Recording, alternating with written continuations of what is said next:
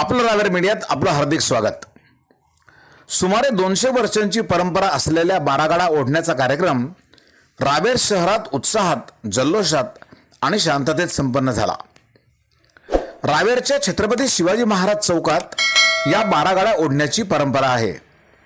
सुरुवातीला भगत बाळू महाजन आणि त्यांचे बगले किरण अस्वार आणि दीपक शिंदे यांनी एकास एक बांधलेल्या 12 गाड्यांसमोर विविध प्रकारची पूजा केली।